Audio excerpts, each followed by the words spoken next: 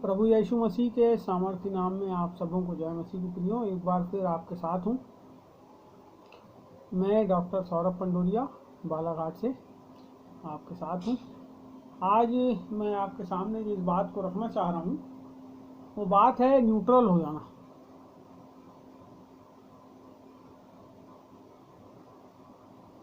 ना आगे जाना ना पीछे आना, लेकिन न्यूट्रल होना। आपने देखे होंगे कार में गियर होते हैं, स्कूटर में गियर होता था, फर्स्ट और सेकंड के बीच में न्यूट्रल होता था। उसी प्रकार से कार में आप कोई भी गियर लगाएंगे तो बीच में न्यूट्रल होता है। आप कोई भी गियर लगाने के बाद न्यूट्रल होना है। तो ये जो न्यूट्रल है ये होना क्या चीज़ है? मेन बात, न्यूट्रल होना क्या चीज़ है? न्यूट्रल होना जो है वो परमेश्वर के अधीन हो जाना। ना अपनी बुद्धि का इस्तेमाल करना, ना अपने ज्ञान का इस्तेमाल करना, ना अपनी शक्ति का इस्तेमाल करना, ना और किसी चीज़ का इस्तेमाल करना।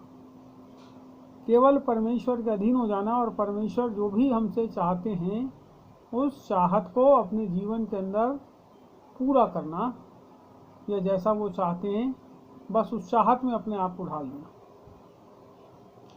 एक परिवार में पति पत्नी बच्चे सब होते हैं और वो परिवार न्यूट्रल तब होता है जब उसके पास जितनी व्यवस्थाएं हैं घर चलाने के लिए, जितनी चीज़ें हैं, उन चीज़ों में ही वो संतोष कर ले, वो है न्यूट्रल परिवार। यदि आपके पास कुछ नहीं है और आप उससे ज़्यादा की डिमांड अपने पास कर रहे हैं, अपनी ताकत से ज़्यादा, तो आप हो सकता है कि आप तीसरे गियर लग जाए, चौथा गियर लग जाए। आपको न्यूट्रल आने की आवश्यकता है। यह न्यूट्रल होना। जैसे आपको इसके पहले मैंने एक संदेश बताया था, आप लोगों ने सुने होंगे, जिसमें पॉल योंगिचो की गवाही थी, अति विश्वास। वो भी गियर आगे बढ़ा लेना है। लेकिन जब आदमी न्यूट्रल हो जाता है तो वो राजा यहोशापात के समान हो जाता है। देखेंगे हम इस समय दूसरा इतिहास की किताब और उसका 20वां अध्याय। यहाँ पे ऐसा लिखा है पहले पद में, इसके बाद मोआबियों, अम्मोनियों ने और उसके साथ कई मुनियों ने युद्ध करने के लिए यहोशापात पर चढ़ाई की। तब दूसरा वचन, तब लोगों ने आकर यहोशापात को बता दिया, ताल के पार से एदोम देश की ओर से एक बड़ी भीड़ तुझ पर चढ़ाई कर रही है, और देख वह हसासोन तामार तक, जो एक नदी भी कहलाता है, पहुंच गई है। तब यहोशापात डर गया। अभी तो वो राजा था, इसके पहले जब ये खबर उसको नहीं मिली थी वो राजा था और वो अपने में था। अपने में का मतलब, जो राजा की गद्दी पे बैठा है तो उसके अंदर राशि बातें तो होगी, उसके अंदर शासन करने की बात तो होगी। लेकिन यहाँ पे ऐसा लिखा है 3 में, तब यहोशापात डर गया और यहोवा की खोज में लग गया। यहोवा की खोज में लग गया, ये है न्यूट्रल हो जाना। जब यहोवा की खोज में लग जाए और वो प्रार्थना करने लगे। देखो आगे लिखा है, और पूरे यहूदा में उपवास का प्रचार कराया। आधा यहूदी यहोवा से सहायता मांगने के लिए इकट्ठे हुए। अब देखिए पूरा देश जो है ये न्यूट्रल हो गया है। ये अपनी शक्ति नहीं लगा रहा है, ये ना आगे की ओर रिवर्स भी नहीं डाल रहा है कि हम चलो छुप जाएं कहीं जाके, ना ही वो युद्ध लड़ने के लिए आगे जा रहा है, परंतु वो परमेश्वर की शरण में आके न्यूट्रल हो गया है, अपने आप को परमेश्वर के अधीन कर दिया है। और यहाँ पे ऐसा लिखा है, यहूदा के सब नगरों से, अतः यहूदी यहोवा से सहायता मांगने के लिए इकट्ठा हुए, वरन वे यहूदा के सब नगरों से यहोवा से भेंट करने को आ गए। यहूदा देश के अंदर सारे लोगों के अंदर परमेश्वर से मिलने की, अपनी सुरक्षा की आशा जागृत हो गई। पूरा देश न्यूट्रल हो गया, परमेश्वर के अधीन।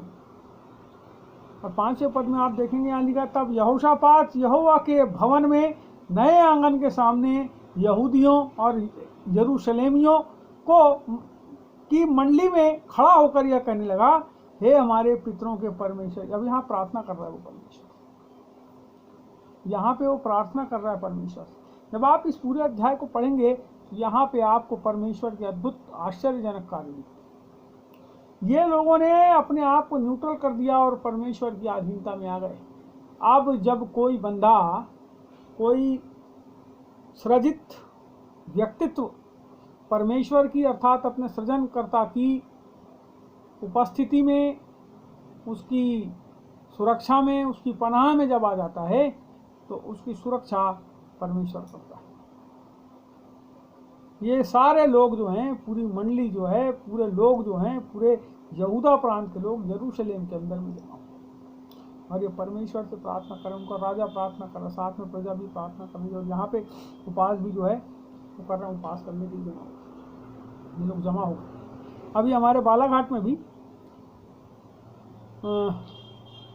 ACWF फाउंडेशन है, ये लोगों ने तारीख 1, 2 और 3, आज 3 तारीख है, इस 3 तारीख का दिन ठहराया कि वो कोरोना से पीड़ित लोगों के लिए प्रार्थना करें। जितने पास्टर, प्रचारक, विश्वासी उसमें जुड़ सकते हैं, जुड़ करके प्रार्थना करें। 3 से 4 बजे तक का समय वो लोग प्रार्थना कर रहे हैं। मैं धन्यवाद करता हूँ ऐसे लोगों का। और यहाँ यहोवा के भवन में सारे परमेश्वर की कौम जो है वो प्रार्थना करने के लिए जमा हो गई, तो उसको खोज करने के लिए आ गए। ये लोग न्यूट्रल हो गए, परमेश्वर के अधीन हो गए। और जब लोग परमेश्वर के अधीन हो जाते हैं, न्यूट्रल हो जाते हैं, तो परमेश्वर अपने कामों को अंजाम देता है। देखिए, अब यदि आप देखें तो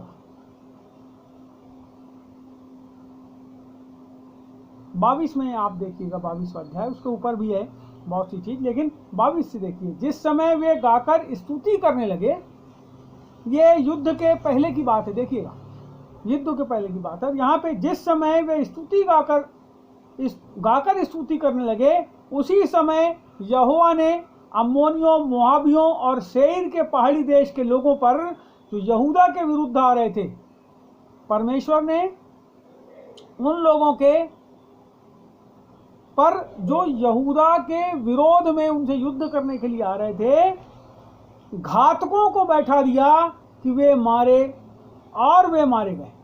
क्योंकि अम्मोनियों और मोआबियों ने सेईर के पहाड़ी देश के निवासियों को डराने और सत्यानाश करने के लिए उन पर चढ़ाई की। और जब वे सेईर के पहाड़ी देश के निवासियों का अंत कर चुके, तब उन सबों ने एक दूसरे का नाश करने में हाथ लगाया। ये जितने भी लोग थे, एक तो ये लोग आ रहे हैं, मोआबी और अम्मोनी और मूनी जो है वो आ रहे हैं। और यहाँ पे क्या हो रहा है, ये लोग जो हैं, इन लोगों ने क्या किया कि उनके ऊपर घात, वो जो देश के निवासी, उन लोगों ने, वो जो आ रहे हैं युद्ध करने, उनके ऊपर घात किया और उसके बाद खुद एक दूसरे से लड़ाई करके जो है वो नाश हो गए। अब आगे देखो, यहाँ पे लिखा है, जब यहूदियों ने जंगल की चौकी पर पहुंचकर उस भीड़ को की ओर दृष्टि की, तब क्या देखा कि वे भूमि पर पड़े हुए शव हैं और कोई नहीं बचा। तब यहोशापात और उसकी प्रजा लूट लेने के लिए गए और शवों के बीच से बहुत सी संपत्ति और मन भावने गहने मिले। उन्होंने इतने गहने उतार दिए कि उनको न ले जा सके, वरन लूट इतनी मिली कि बटोरते बटोरते 3 दिन बीत गए। चौथे दिन में बराका नाम की तराई पर पहुंचे, अर्थात बराका का अर्थ होता है धन्यवाद या आशीष। बराका नाम की तराई पर पहुंचे और उन्होंने परमेश्वर को धन्यवाद दिया। 3 दिन तक लूट बटोरा उन्होंने। मेरे प्रियो, जब आप परमेश्वर के पास अपने शत्रु के विरोध में, अभी जो महामारी चल रही है उसके विरोध में, अभी आपके जीवन के अंदर कोई तंगी है उसके विरोध में, जब आप परमेश्वर के अधीन हो जाते हैं, मेरे प्रियो, मैं आपको बताना चाहता हूँ, परमेश्वर उपाय करता है। वो कहता है, युद्ध तुम्हारा नहीं, युद्ध मेरा है। आपको एक दृष्टांत और बाइबल से मैं बताऊंगा। आप देखिएगा, योना की किताब, योना की किताब 1 अध्याय और 17 वचन में, उसको पढ़ने के पहले एक बात बताऊंगा। योना जो है वो परमेश्वर ने उसे कहा कि तू निनवे को जा और प्रचार कर, लेकिन वो उस जगह पर जाना नहीं चाह रहा है और वहाँ से जो है बार बार भाग रहा है। जब वो भागा तो एक जहाज़ में बैठ गया, और जहाज़ में जब बैठा तो बड़ी आंधी और पुरवाई हुई, और लोगों ने क्या किए कि जब पुरवाई आई तो किसके कारण आई, चिट्ठी डाले और उसको उसके नाम से निकाल के उसको ला करके समुद्र में फेंक दिया। देखो यहाँ लिखा 17 में 1:17, यहोवा ने एक बड़ा मत्स्य ठहराया था कि योना को निगल ले, और योना उस महामत्स्य के पेट में 3 दिन और 3 रात पड़ा रहा। देखिएगा, अभी वो न्यूट्रल नहीं है, अभी वो रिवर्स है। जहां परमेश्वर उसको लेकर जाना चाहता है वो वहां नहीं जा रहा है, वो रिवर्स है और वो कहीं और जाना चाह रहा है। वो नहीं जाना चाहता जहां परमेश्वर ले जाना चाहता है। लेकिन यहाँ क्या हुआ कि एक मगरमच्छ के मुंह में जब वो जहाज में जा रहा है तो लोगों ने फेंक दिया उसको उठा के नीचे। जब फेंके तो आंधी शांत हो गई, लेकिन एक नीचे मगरमच्छ या मछली, बड़ी मछली रही होगी, उसने क्या करी, मुंह खोल करके जो है उसको अपने अंदर ले लिया, और 3 दिन और 3 रात जो है योना उस जल जंतु के पेट में पड़ा रहा। ये 3 दिन और 3 रात जब वो पड़ा रहा, तब देखिए वो वहां पर न्यूट्रल होता है, वो परमेश्वर की अधीनता में होता है, और यहाँ पे वो प्रार्थना करता है 2:1 में। तब योना ने उसके पेट में से अपने परमेश्वर यहोवा से प्रार्थना करके कहा, मैंने संकट में पड़ी हुई यहोवा की दुहाई दी और उसने मेरी सुन ली। अधोलोक के उधर से मैं चिल्ला उठा और तूने मेरी सुन ली। और जब यहाँ से आप देखते हैं तो पूरी प्रार्थना करता है, ये पूरा अध्याय प्रार्थना का है। 90 जो पद है वहाँ पे, और मैंने ऊंचे शब्द से धन्यवाद करके तुझे बलिदान चढ़ाऊंगा, और जो मन्नत मैंने मांगी उसको पूरी करूंगा। उद्धार यहोवा से ही होता है। और 10वां वचन, तब यहोवा ने मत्स्य को आज्ञा दी और उसने योना को स्थल पर उगल दिया। जब वो न्यूट्रल हो गया, जब परमेश्वर की बात जो होने लगा और वो ये चाहने लगा कि परमेश्वर जो चाहता है मैं उसको करूंगा, और जब उसको करने के लिए उसने परमेश्वर से अपने मन में जो वाचा बांधी उसको पूरा कर, तब यहोवा का वचन जब उसको उगल दिया, तब यहाँ पे लिखा है, आगे देखो, पहले भाग रहा था, अब क्या हो रहा है।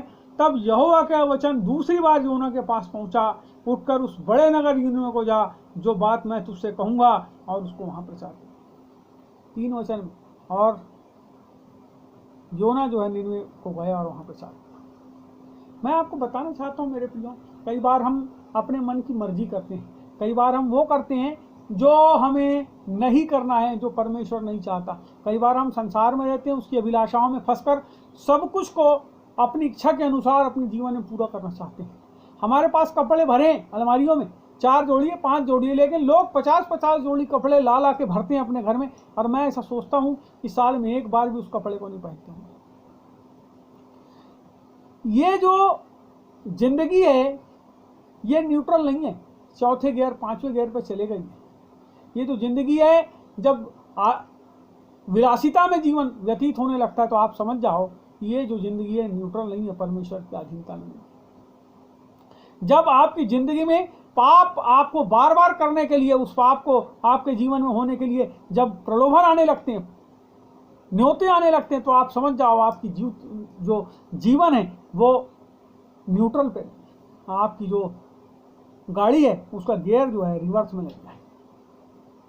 मैं आपको बताना चाहता हूं मेरे प्रियो, आप जब न्यूट्रल में होते हैं, मैं आपको बताता हूं, एक रिक्शा जो होता है वो न्यूट्रल, हर समय न्यूट्रल रहता है। एक ठेला जो होता है, हाथ ठेला, वो हर समय न्यूट्रल में होता है, और वो चलता तब है, वो हाथ ठेला चलता तब है, वो रिक्शा चलता तब है, वो साइकिल चलती तब है जब उसको उसका मालिक चलाता है। मैं मोटरसाइकिल का उदाहरण यहाँ पे नहीं दूंगा, मैं न्यूट्रल अर्थात जैसी परिस्थिति है उस परिस्थिति के अनुसार अपने आप को ढाल लेने की बात आपको बता रहा हूँ। मैं 5वें गियर पे उड़ने की बात नहीं कर रहा हूँ कि जब अचानक से ब्रेक लगना ही बंद हो जाए तो आप कहीं घुस जाएं, मैं उसकी बात नहीं कर रहा हूँ, मैं न्यूट्रल की बात बता रहा हूँ।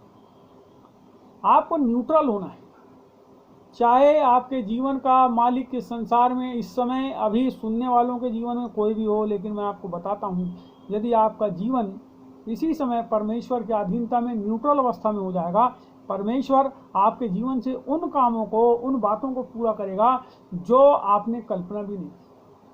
यहाँ पे लिखा है, यहोशू जब हमने देखे अभी थोड़ी देर पहले, तो यहाँ लिखा है कि उन्होंने 3 दिन तक बगैर किसी को मारे, बगैर युद्ध को लड़े, उन लोगों ने 3 दिन तक जो है लूट को बटेरा। और चौथे दिन वो ऐसी जगह पहुंचे जहां पर जाकर उन्होंने परमेश्वर को धन्यवाद दिया। मेरे प्रियो, आज का जो दिन है वो परमेश्वर को धन्यवाद देने का दिन है। आज का जो दिन है परमेश्वर के अधीन न्यूट्रल होने का दिन है। जब हम उसके अधीन हो जाएंगे परमेश्वर हमको आशीष देगा, हमारे जीवन के अंदर अनुग्रह करेगा। किसी ने कोई बंदा है जो साउथ का है, उनने ऐसा एक जगह लिखा और उसमें ऐसा लिखा उसने मछली के मुंह से सिक्का निकालने से अच्छा है कि हम मछली के मुंह से योना को निकालें।